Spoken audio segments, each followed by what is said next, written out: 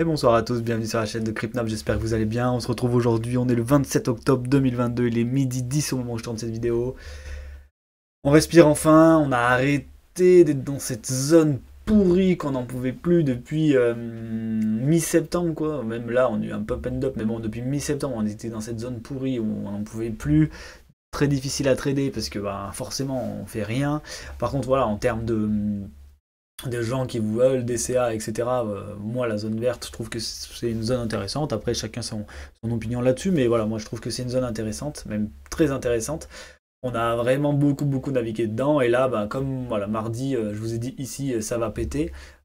Probablement au nord, notamment dû aux liquidités sur les altcoins, et puis bien sûr, il y en a un petit peu sur le BTC, et aussi le fait que tout le monde voit Bitcoin à 12K à ce moment-là. Clairement, bah, voilà, on a eu le départ euh, stratosphérique de liquidation short. Donc bah, c'est simple, hein, tous les points rouges ici peuvent être supprimés. Les liquidations short ont été mangées. On est allé frôler ma petite zone rouge, donc on va dire qu'on la touche, on n'est pas à ça près parce que ma zone elle est un peu large. On pourrait la faire un poil plus large pour dire regardez j'ai raison. Et du coup, bah voilà, le cercle jaune est respecté, on arrive dans la zone target, on s'installe. Donc là j'ai mis support, mais c'était un support 1 heure, je vois qu'il est en train d'être breaké, on reviendra dessus. Sur le petit zoom, en tout cas voilà, le RSI est vraiment gonflé à bloc, donc c'est normal qu'on se stagne. En 1 heure, on se retourne, pourquoi? Ben, c'est simple, hein, on montait en divergent, le RSI divergeait. On voit que on a fait une première création de divergence, une accentuation ici, on la valide par là. Et là, qu'est-ce qui se passe? On a un support qui se crée juste au-dessus du top, ici, c'est pour ça que j'ai écrit support là. Et là, boum, on la break. Donc potentiellement, donc là, on va certainement faire un petit retest de ça. Potentiellement, on va aller chercher les liquidités longues, hein, parce qu'on ne va pas forcément grimper toujours de manière astronomique. Surtout que en fait, c'est la zone où il faut faire attention ici, parce que donc on arrive en zone de faiblesse. On a liquidé tous les shorters court terme, d'accord. Après, les prochains shorters, ils sont vraiment hauts, hein. On est sur du 22 800 $, 22 799. Donc ça veut dire que ici, si on doit se retourner ici et qu'on forme un truc vraiment hardcore du style tac tac sur plusieurs jours et qu'on fait un truc comme ça, probablement on retournera à tâter ici. D'accord? C'est ce qu'il faut se retenir. Par contre, voilà, ce qui est intéressant, c'est que en daily, on est en train de créer enfin, hop là, je veux pas de ça. On est enfin en train de créer en daily quelque chose d'intéressant, c'est le W qui est là. Donc là, on a un W qui se crée. Donc en soi, un retour sain autour des 19 700 $, pour faire bah, simplement pour revenir retester ces zones ici. Donc je sais pas, on va mettre tac, tac, tac, tac, tac, on va mettre neckline, c'est parfait ça. Voilà, des necklines dans cette zone entre le 19 700 et 19 500. Voilà, faut se dire que c'est quand même un retracement qui serait sain pour venir rechecker ce W là. On va regarder aussi en weekly, parce qu'en weekly, la clôture sera intéressante. Une clôture, hop, tac, en spot, hein, bien sûr, parce qu'en en fait, on peut pas parler de W, etc. sur le perp, parce que de toute façon, on a chassé de liquidité, et puis ce qu'on regarde, nous, c'est le spot pour faire ça. Et là, on a une deuxième neckline, c'est la neckline weekly qui est ici. Donc la neckline weekly au 20 475 qui est intéressante. Il faudrait clôturer au-dessus en weekly pour dire, ben voilà, on a un W weekly qui se met en place sur Bitcoin, et ça, c'est hyper intéressant.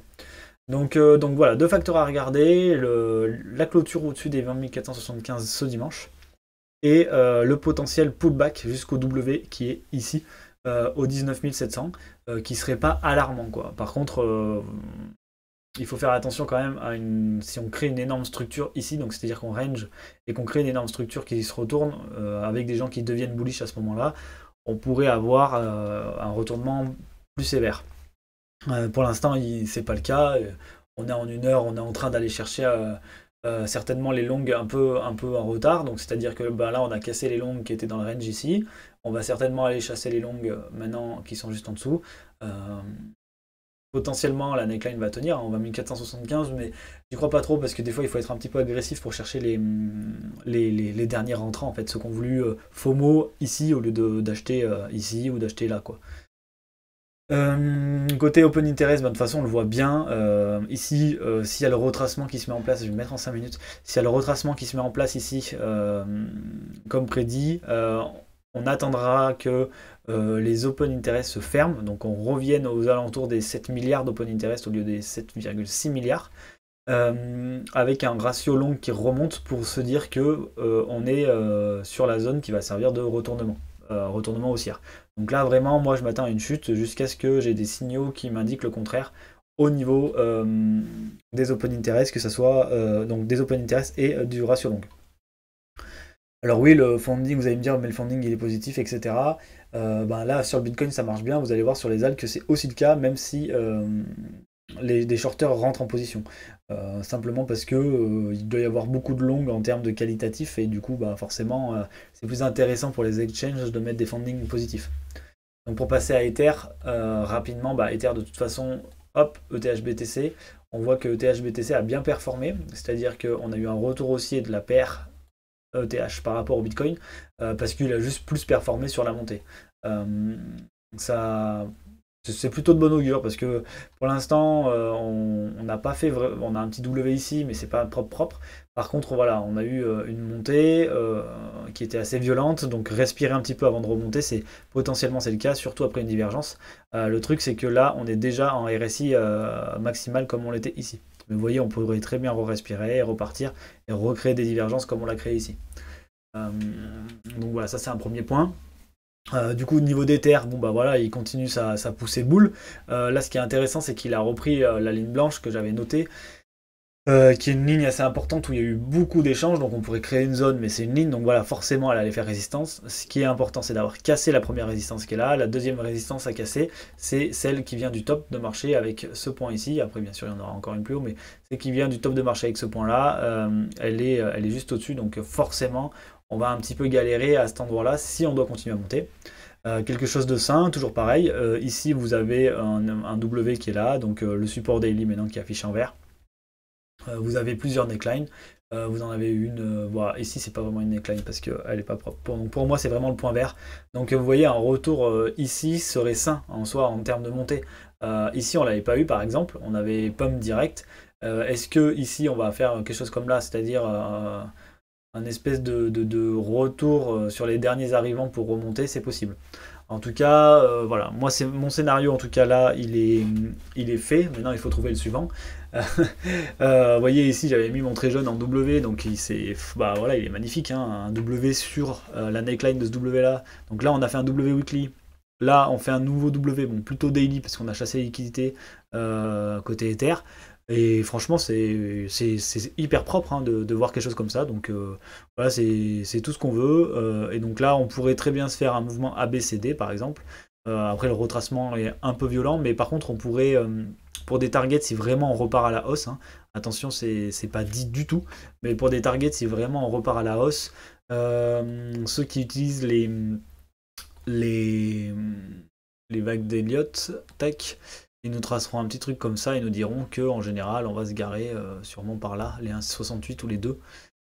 Donc ça serait pile poil la résistance après suprême. Hein. La résistance suprême c'est celle qui a fait le M en haut en fait. Donc là on a un M, tac tac tac.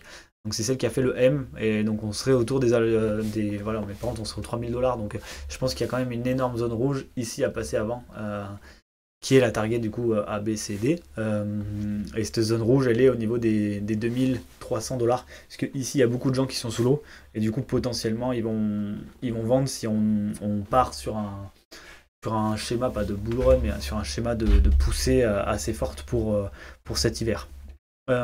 Ensuite, du coup, on va regarder rapidement les altcoins parce que les altcoins c'était intéressant justement parce qu'on montait, en fait, on avait une augmentation sur le plat de Bitcoin. J'en ai parlé mardi, dimanche, enfin ça fait quelques temps que j'en parle. On avait en fait une augmentation des open interest à plat avec un funding qui restait négatif. Donc beaucoup de shorters qui se positionnaient sur les alts. Bon bah clairement on les a défoncés, hein. On voit qu'on a des sommets, des pics de liquidation, surtout au début là, qui sont ultra violents. Ça c'est intéressant et pour l'instant.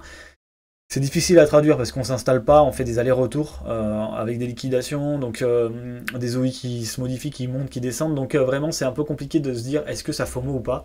C'est vrai que le funding positif c'est rarement bon signe, mais bon ça accentuerait la faisabilité en fait simplement que hop sur BTC on fasse un petit retracement pour punir les derniers rentrants. et un retracement sain, hein, bien sûr, hein, qu'on n'aille pas tout en bas, mais un retracement soit au niveau de la neckline ici, du coup, comme je l'ai dit, du W, soit pour liquider. Donc là, on a des liquidations un peu tout le long, des retardataires, donc entre les 20 300 $.